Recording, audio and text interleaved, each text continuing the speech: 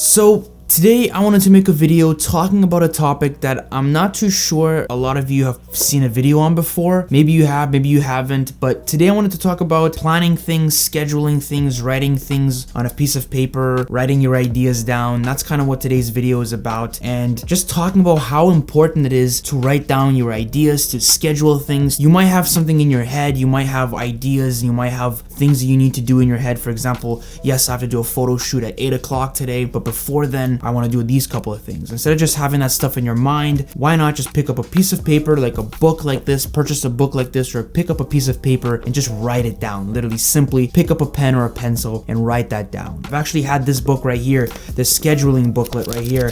I've had this guy for I think since March. It's August now. It's literally August 1st as I'm filming this. It's just about to turn August 2nd. I just started finally using this. I used this maybe 3 times. I've used it I've scheduled 3 shoots with this before, and that's it. I haven't used it whatsoever before, and I never thought anything else of it. But now I kind of jumped back into it about a couple of days ago, and I've been writing down literally everything I'm doing, literally what I want to do for the day. Okay, I gotta clean the house today. I gotta make sure that I shoot a YouTube video. I gotta make sure that I go out and I do this. I gotta make sure that I finish editing this project. Just writing those things and scheduling it in this booklet has dramatically improved my productivity and what I'm actually doing. And there's actually a statistic out there that says that if you write down your ideas, or if you just write down anything on a piece of paper, you are more likely to remember it. There's a much higher chance of you remembering something and actually doing it and accomplishing that when you actually write it down. That's why a lot of people say write your goals down. In general, just writing things down on a paper is just gonna stay in your head a lot more than if you're just keeping it in your head just by imagining it,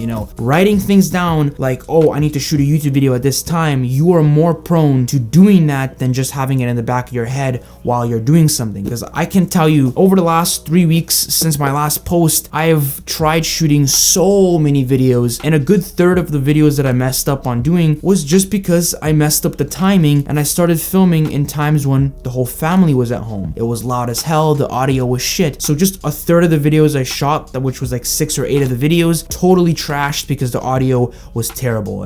Just so much noise, it was awful. Another great scenario is writing down your ideas. I always forget the ideas I want to actually do, and when it comes to actually shooting a YouTube video, I'm confused on what exactly I want to shoot, and then when it comes to actually shooting the YouTube video, I just sit down and I'm just clueless of what I'm talking about. I have no idea what I'm saying. I'm literally just talking over just one simple little idea, and I'm just making a bullshit, and sometimes it doesn't even make sense what I'm saying. So a lot of times just writing the simple idea down and kind of just doing a little small explanation of what the idea is and how you want to execute it, that's gonna legitimately change the entire process and the outcome of your video. But for example, the book that I actually use, just a basic little Amazon book, just a scheduling book. Here, just open a little page right here. It says August, it says August 26th, I think it is. No, sorry, it's August 29th, and it's just simple. It just gives you a lot of lines. It gives you these boxes where you can write in the time, the date, and all that stuff. It just gives you a lot of control, a lot of amount of space where I could just write down what I want to do throughout the day. So this is definitely not a book where I would write down ideas. This is a book just meant for scheduling and scheduling what I want to do. But of course, I can also get a piece of paper, or even just open up Word, Google Docs on my laptop or on my phone and just write down ideas. That's usually what I do. Instead of writing it on a piece of paper, I just do it digitally.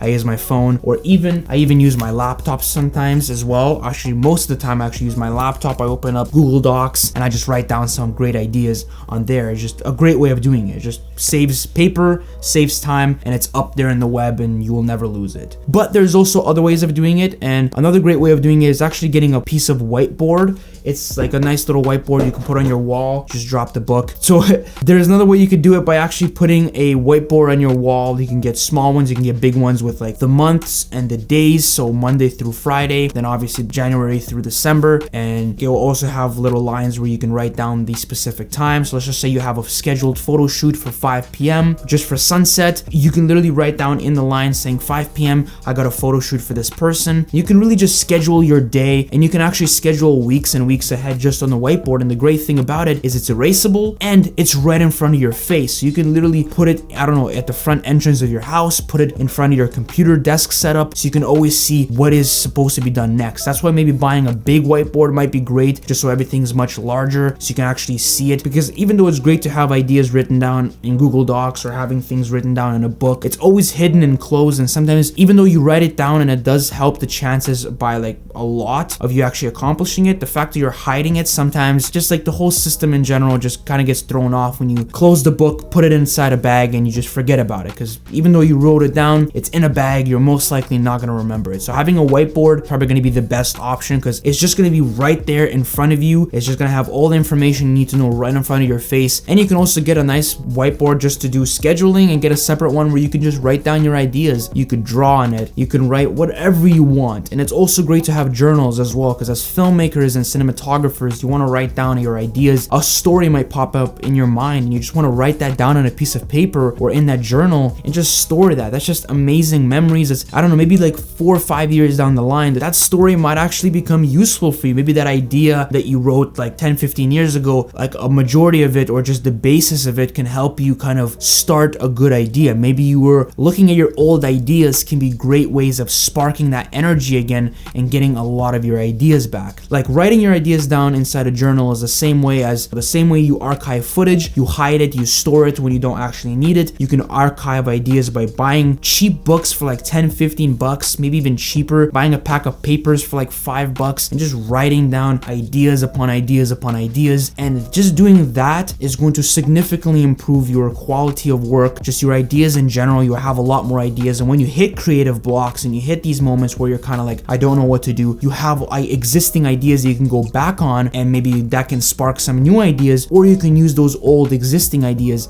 as kind of like a basis or a starting point for your new ideas. Those are kind of the issues I've been facing. I hope you guys can prevent those. I hope you guys learned something new. Hope you guys got something out of it. If you guys did, make sure to like, subscribe if you guys are brand new, and also share the video with other people, somebody else that might find this useful, share it with them. Also, if you guys want to be featured at the end of my next video, make sure to slap the like button and leave a comment down below, and I might feature you at the end of my next video. Leave a question, suggestion, whatever it is, just leave it down below. I will answer it, and I think that is it.